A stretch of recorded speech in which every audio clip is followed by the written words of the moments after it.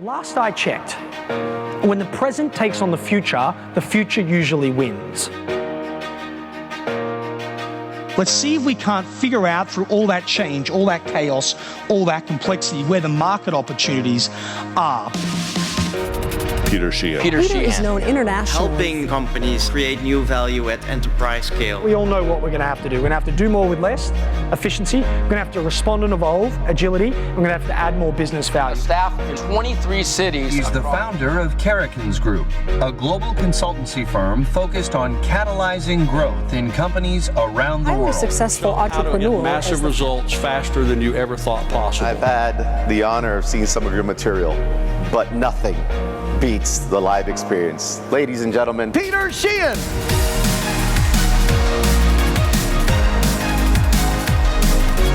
Man, do you remember the good old days? You've not seen this behavior ever, right? Companies that elevated themselves above the competition in chaotic markets and took chaos and created opportunity instead of taking chaos and creating chaos were the ones that refused to believe that the external circumstances drove their internal success. They fundamentally believed that they had the ability to create their future. I want you to imagine you own the technology, you own the brand, you dominate distribution, and then you own the content that goes on the devices. And now I want you to imagine you missed the biggest market opportunity in 50 years. Clearly, I was long in Sony stock and I haven't quite recovered from that experience. Yeah? The problem was not that we didn't see the future. The problem was that nobody at Sony talked to each other anymore. He said the more the market changes and disrupted, the more the opportunity is in the cracks. The money gets made here during times of change, and the job of the leader is not to sit above it, but to be the glue that brings all of our capability together. Because your consumer does not care how you're structured in an omni-channel world.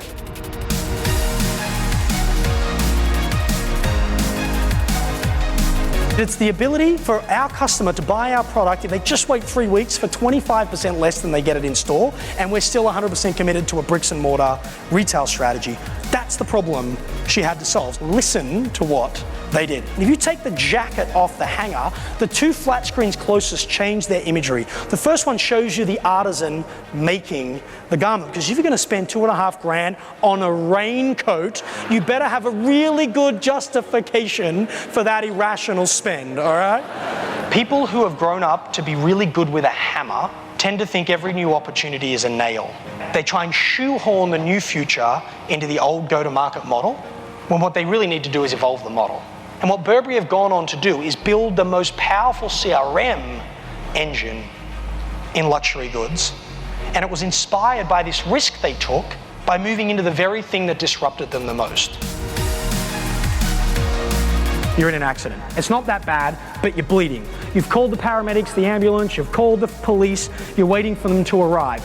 But what you don't know is that your accelerometer automatically notified the progressive claims assessor in his little white truck, and he beats the paramedic to the accident site. It's like, dude, I can't help you with your head, but here's a check to replace your vehicle. Get your teams aligned behind efficiency. Don't fight it, don't defend against it. This pressure to do more with less is not going away. Don't freak out about it. It's like getting stung to death by the same bee.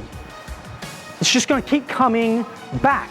Go with it. And the two things you want to do and get people focused on is, number one, don't get attached to your role, don't get attached to the particular process, don't get attached to the platform that you use, get attached to the outcome. That's point number one.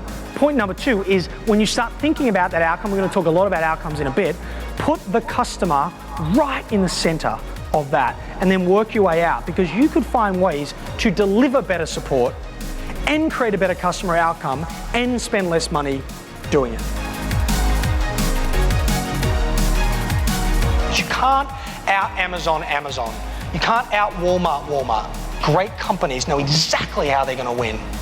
And then they put every single dollar they have and every single time unit they have to invest in amplifying that value proposition. And they're saying, you know what, we're not going to play over there. That's not our space. This is our space, but we know in order to win, we have to be this good. And then you begin this upward spiral of innovation and margin creation, by the way, as well.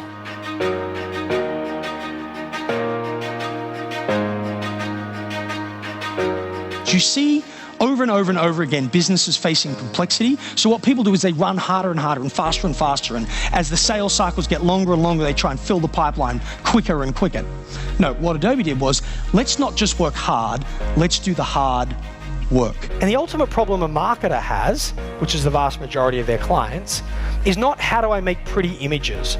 The actual problem is half my marketing works, I just don't know which half. So let's solve the higher order problem for the customer, which is we're going to help you figure out which half of your marketing works so you can double that spend and kill the other. Having the management risk appetite to learn about that and lean into that complexity is where you create differentiated solutions. You go through simplistic, past complexity and too simple, and you use that insight, you use that vision of the future, you use that intellect to get you deeper with the relationships you have with your client, where you're not just thinking about you and them, but you're thinking about the entire value chain, understanding the user experience, building intimacy, elevating yourself above the RFP process into this strategic trusted partner. And then you take that to solve the real problems, not today's problems, but tomorrow's problems, and you focus on the outcome, and you're willing to get creative in your model, in how you go to market, how you engage to get the outcome, irrespective of your historical inputs.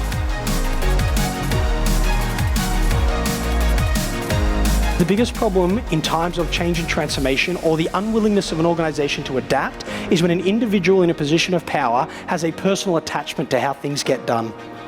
And they hold on to that attachment and don't move with the times, change with the technology, adopt new practices, because their ego is attached.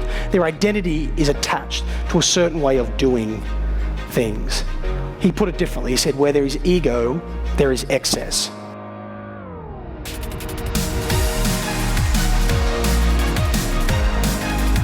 Organizational transformation is not about big decisions, it's about the accumulation of aligned, smaller decisions that stack up to the bigger vision. The organizational decision is merely the promise of value, and that actually the realization of value sits in the individual decisions that tens of thousands of people make every single day. At some point, we've got to stop talking about what has to change and start focusing almost exclusively on how we're going to get people to go on the journey.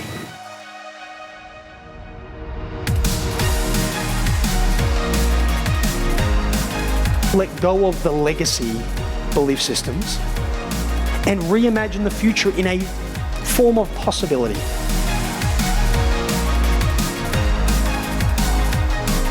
Don't change because it's going to hurt if you don't.